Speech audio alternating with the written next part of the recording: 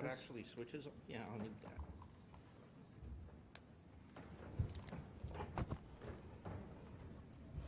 All right. Is this thing on? Yes? No? Yeah, yes. Okay, good. Oh, I should go back to the beginning. Anyway, it's a great pleasure to announce the return of Cochran to civilian life. Yeah, it's one of the returns to my returns to civilian life. So I suppose I should be on this bandwagon of thanking the organizers for the invitation to come here and speak today. Well, I will. I did try to talk my way out of it, but I was not successful. So I guess my goal at this point is to make sure that they regret it and never invite me back again under any circumstances. So I wanted to.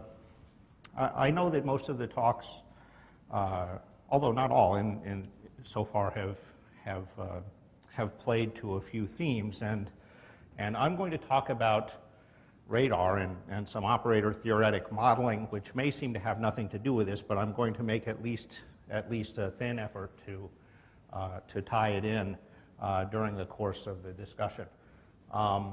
This is joint work with my Australian colleagues, Steve Howard and Bill Moran. So let me start out. I'm sure that many of you are quite knowledgeable about radar. So I looked on the web to try to find a diagram of a simple radar system, and I couldn't find any that looked stupid enough. So I drew my own. And I don't want to make this into any tutorial on radar, but just to set the table a little bit with a couple of the basic ideas. That thing up there is supposed to be an airplane, and it has a transmitter, and it also has a receiver. This radar uses radio waves, I guess people know. And this is an example of a monostatic configuration, which means the transmitter and the receiver are in the same platform. And they often share the same antennas. And this particular platform is moving so that even the stationary objects like these buildings and mountains, in addition to anything that might be moving on that road, will impart some kind of a Doppler effect onto the transmitted signal, so that will be apparent in the echo that's received at the receiver. So components of these things are transmitters and receivers, and a scene, which is what the radar is illuminating with its broadcast or its transmitted energy. That might be, it's typically beamformed in some way, so it's not omnidirectional, but it might point at something or it point at some segment. And the scene typically has in it targets and clutter, which are sort of the same things. They're just scatterers. They're things that they are evident at the receiver if they backscatter energy from the transmitted signal back into the antenna, and how you deal with all these various technological strategies for dealing with issues about how you keep the transmitter from covering up the weak receive signal, or I'll skip. And so what's a target and what's clutter sort of depends on what you care about. I mean, if you're interested in the position of these mountains, then they're the target. But if you're not, maybe they're the clutter. There's also there can be complicated propagation issues, multipath, which is sometimes exploited. But a common characteristic of radars, whether they're monostatic or or distributed in some way, multistatic systems, is that the noise, the signal-to-noise ratio is typically very low. The backscattered energy received at the antenna is very small compared to the transmitted energy. And under typical assumptions, in fact, Professor Lees showed a couple of pictures, and I'll show one in a minute. The range to the target is encoded by time delay, how long it takes the signal to propagate from the transmitter to the target, and back, and there may be, in complicated materials and geometries, there might be some time that it actually interacts with the scattering medium. And the range rate is encoded as in frequency shift, which is a narrow band, a typical narrow band approximation of the Doppler effect. And the thing about active sensing that makes it sort of my regime of choice to work in is that you don't just get given the signal and have to dig through the ashes, but you actually get to choose the illumination. So you control the transmitted signal belongs to you. You get to design it, and the signal processing, ideally in some joint fashion, in order to achieve whatever the objective is of operating this system. So with a single input, single output radar, and these so-called MIMO systems are becoming, concept is becoming more popular, but if you have only one transmitted waveform and the received waveform corresponding to it, you could, the perspective that I want to promote today is this. Think of the scene as operating on the transmitted waveform and giving you out the received waveform. It's an operator.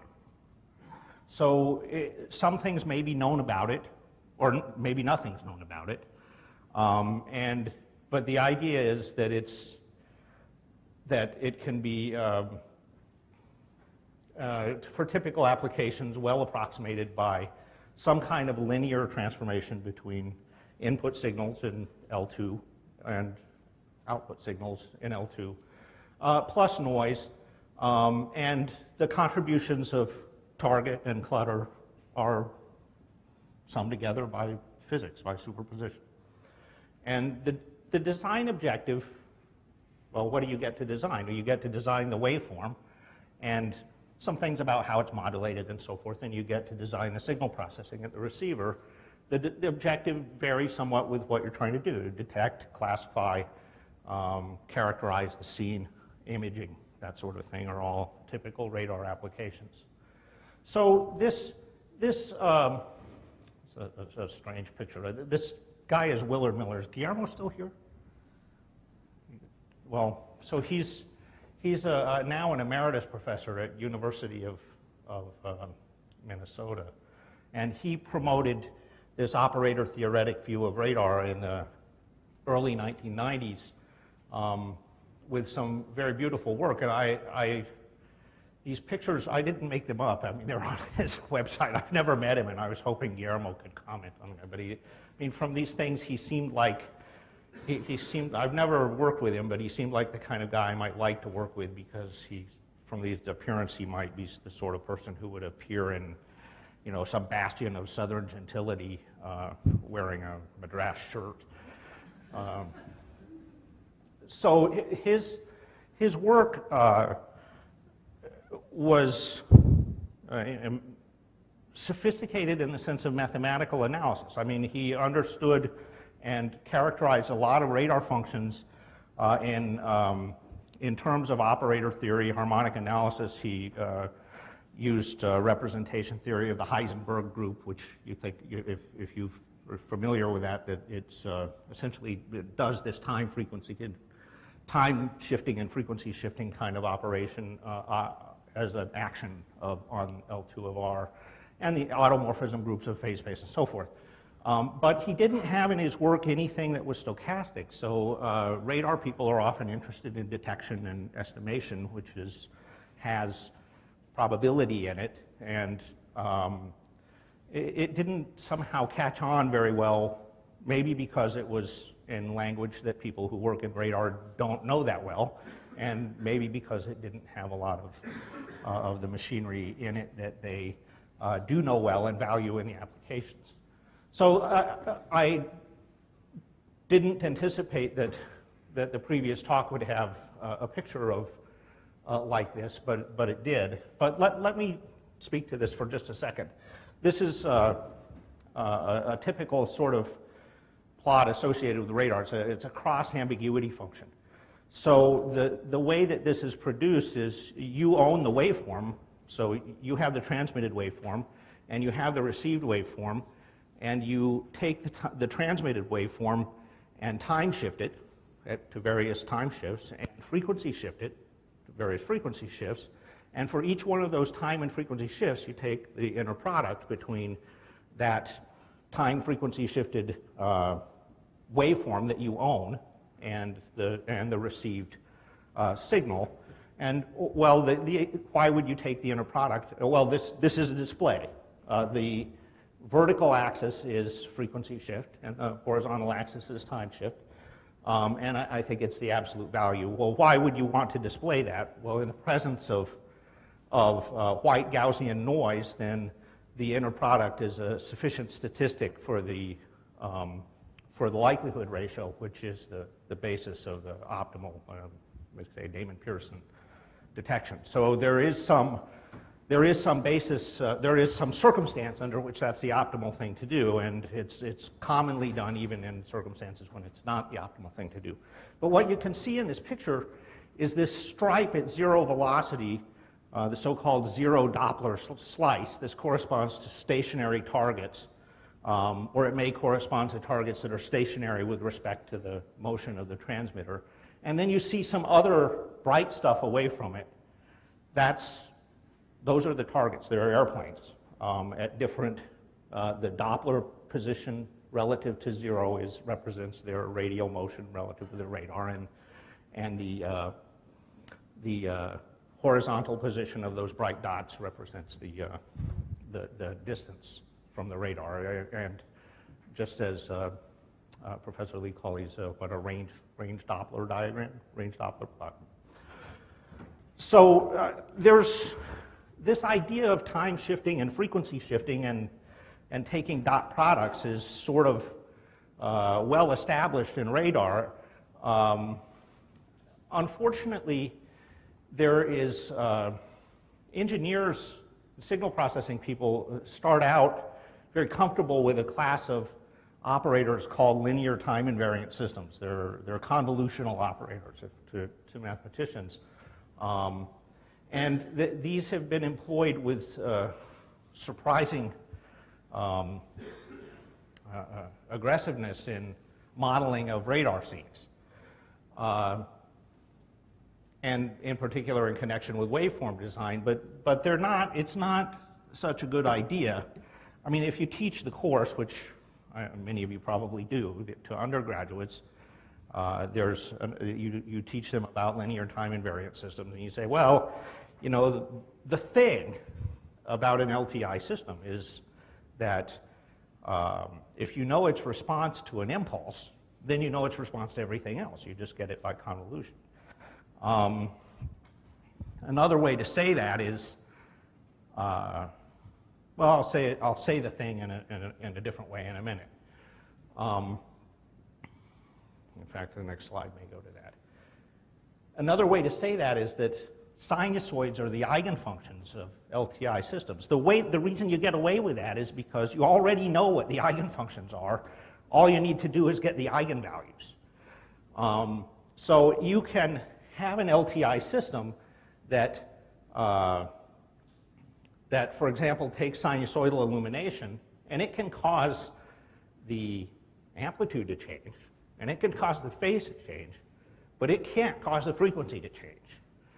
And that's an issue in radar because the Doppler shift is a frequency.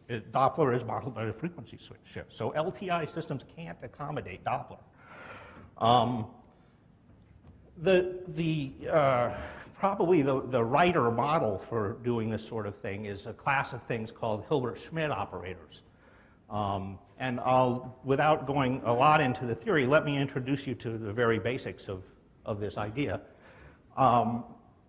First of all, define an operator which is parameterized by two parameters, P and Q, which takes signals in L2 and gives out signals in L2.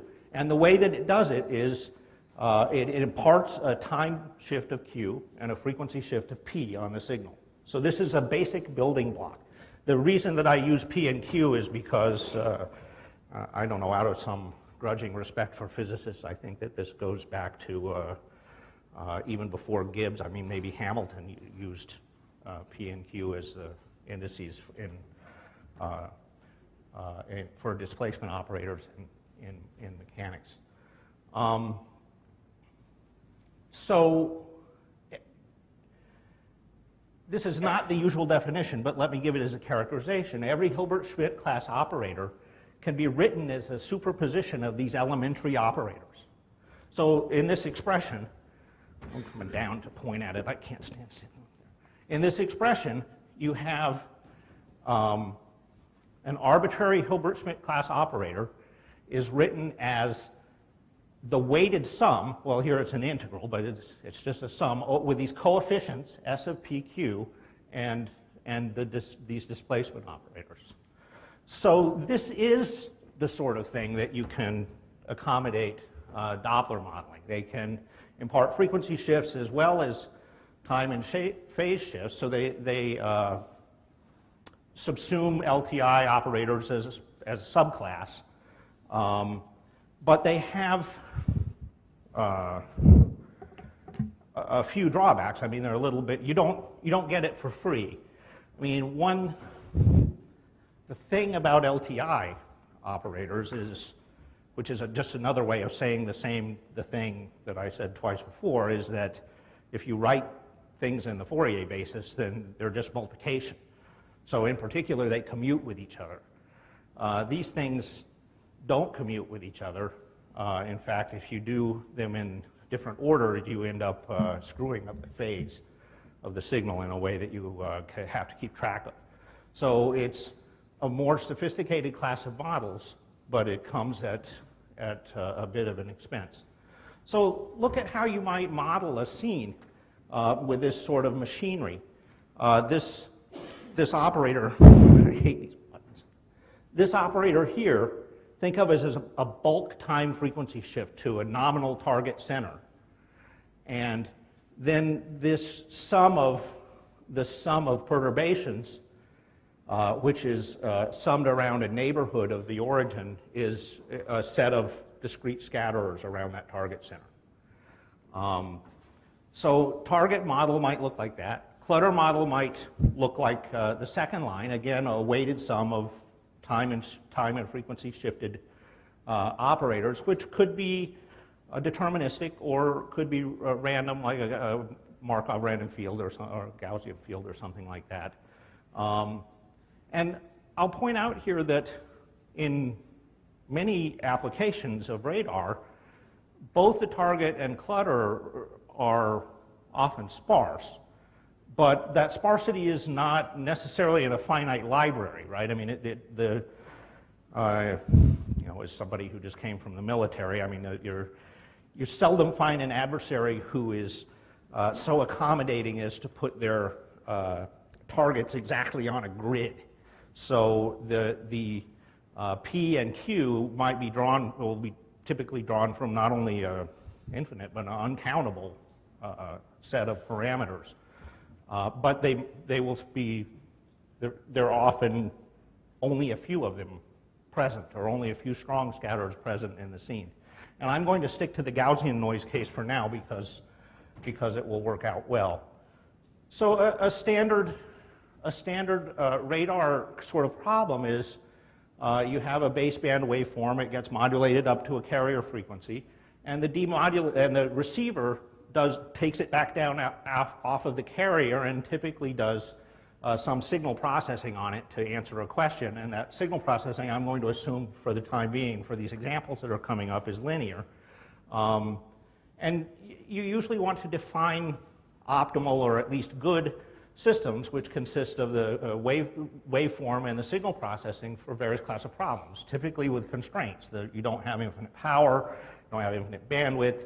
Oftentimes you want to get as much energy on target as you can, so you design the waveform to be unimodular over a finite time period, so you want the transmitter to be putting out as much juice as it has while it's pulsing. So here's a sort of the 0th order statistical problem in radar done with these sort of operators.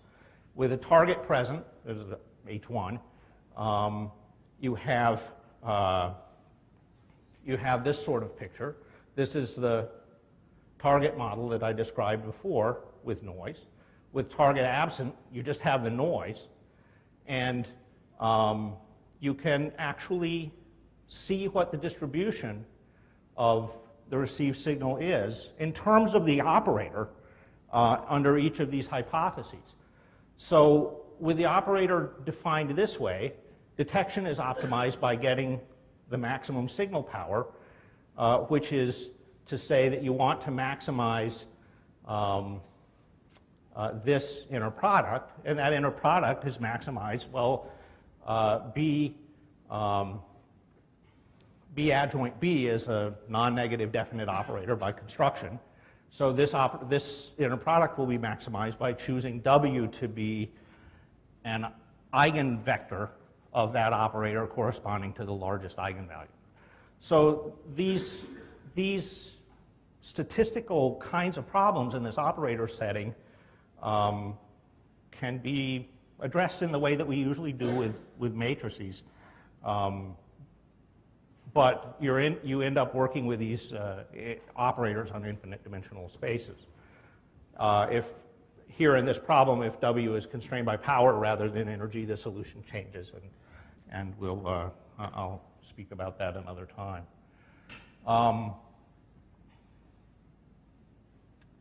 You can solve more sophisticated problems, and this is another example. I don't want to. I've got several slides on it, but I never intended, I swear to you, I never intended to go through this calculation in detail here. I only want to illustrate that how it works. If the signal consists of a target operator on the transmitted waveform, plus a clutter operator, plus noise, these operators are all Hilbert-Schmidt class, and the noise is white Gaussian. And the assumption is the receiver processes the received signal with another Hilbert-Schmidt class operator. Then a common detector will seek to maximize a value at a particular time, as they call the decision instant in the literature. And in order to optimize the waveform, one treats it in a two-step process. You say, okay, I'm given the waveform, I'm going to optimize H, the signal processing, for that waveform. And now I know the optimal signal processing is a function of the waveform, then I optimize the waveform. And the optimization is to optimize this signal to interference noise ratio. So I don't want to get, as I say, get too much into the calculation of this, but typical things in operator theory come up here. The signal processing, these operators, you express them in integral operator form. The signal processing manifests on the noise in this way. It manifests on the clutter in this way, and actually, you hear the radar people talk about waveform-dependent clutter. What they mean is that this clutter operator actually depends, what comes out of it depends on the waveform. And these operators have certain characteristics that you can use, the Hermitian properties and rank conditions that come out of the waveform being a rank 1 entity. And you can actually set up expressions for signal to interference noise ratio and maximize these as generalized eigenvalue problems. So it's not as simple as the original eigenvalue problem that I set up, but it turns out to be standard machinery that is well understood in operator theory and harmonic analysis. And actually, this same machinery lets you use certain tricks. I mean, the operators don't commute with each other, but a standard trick in that situation is to push things up into the trace, right? So once you get the trace, A times B may not be B times A, but they have the same trace. So if you can introduce invariances through standard tricks in operator theory and get answers that that reduce in this situation of that the operators are LTI to known results for LTI radar scene modeling. And you can set about performing these optimization problems. Again, waveform optimization turns out to be a sort of nonlinear generalized eigenvalue problem. Nonlinear because this optimal waveform, well, it's the argmax of some inner product, but that inner product has the waveform in the denominator as well as the numerator. So there's some perhaps iterative scheme that might be able to deal with that sort of thing. So I wanted to say a couple of last things about this. These examples assumed that you knew what the scene operator was. It's the starting point if you teach detection theory, right? Say, well, the first thing we're going to do is show how to detect a known signal in additive noise. Well, so I've assumed some things are known to set up these problems, which are really to exemplify that you can use this machinery to solve problems in the same way that you might with LTI scene modeling. And I mentioned before that the scene operators are often composed of a sparse superposition of these fundamental shift operators. The radar itself measures this operator one dimension at a time. Well, maybe a MIMO radar would have the capability of measuring more than a one-dimensional subspace at a time, but just for a single input, single output, you think of a matrix, right? This thing's just a giant matrix. And you want to know what the matrix is, but you get to apply it to a few vectors, and not many vectors because time is often limited. The scene is changing, the radar is moving, maybe the thing's trying to kill you. You want to get it resolved quickly, and can you learn what this operator is from a few measurements, from a few pulses of the radar? So it's possible that people in this room know more about this kind of thing than I do, but it seems possible that sparsity assumptions about radar scenes might be helpful in regularizing this kind of problem. But with the caveats that the operators involved are now infinite dimensional, and they're not sparsified in a finite library, as I mentioned before, and the SNR, which is, many of these compressive sensing ideas are not comfortable at minus 26 dB, is often very low. So there are a number of challenges to be addressed in this kind of setting, being able to exploit the sparse nature of the scene. So in summary, I think that these Hilbert-Schmidt class operators have some potential for radar scene modeling, and you can work standard problems with them. I mean, it's more complicated than with linear time invariant operators, but you can still do it.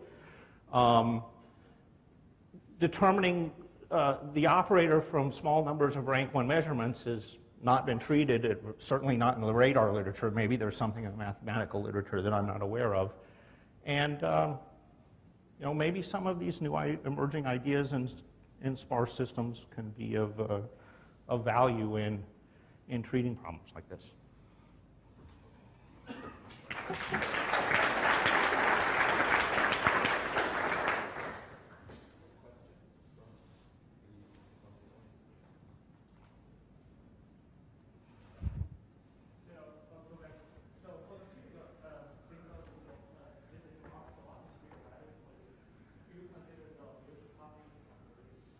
I'm sorry, I'm having trouble hearing you. You should repeat the sentence, actually. It's a question about what SNRs are typical. Well, it obviously depends on the scenario, but I mean, it would not be unusual to be for the energy of the return to be 20 to 30 dB lower than the energy of the transmitted signal. And that's typically buried in noise that depending on the bandwidth, kind of whitish. So this kind of motion includes the mutual coupling of the ray. I'm sorry? So the noise is include the mutual coupling of the